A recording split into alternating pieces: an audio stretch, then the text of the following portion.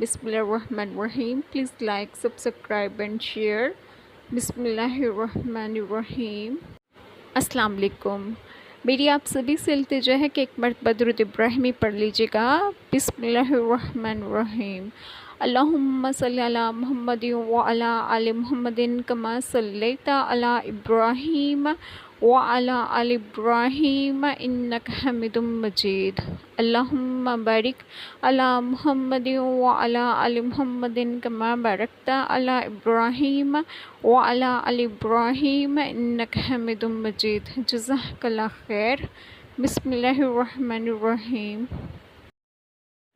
कह दो कि अल्लाह ने हमारे मुक़द्दर में जो तकलीफ़ लिख दी है, हमें इसके सिवा कोई और तकलीफ़ हरगिज़ नहीं पहुंच सकती। वो हमारा रखवाला है और अल्लाह ही पर मोमिनों को भरोसा रखना चाहिए।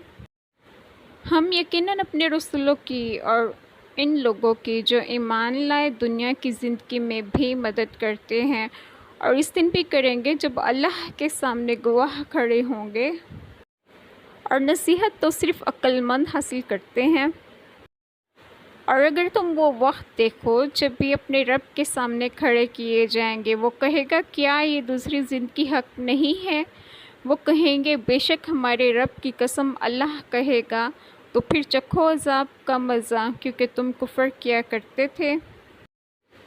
लेकिन वो जो अपने परवरदिगार के सामने खड़ा होने का खौफ रखता था और अपने नफ्स को बुरी ख्वाहिशात से रोकता था, तो जन्नत ही इसका ठिकाना होगी। जिस किसी ने भी खुलूस के साथ अल्लाह के अताअत कबूल कर ली तो उसका अजर उसके रब के पास है।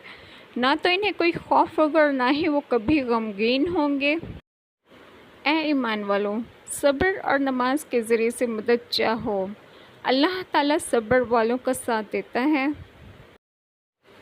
और दुनिया की ज़िंदगी तो सिर्फ धोखे का सामान है।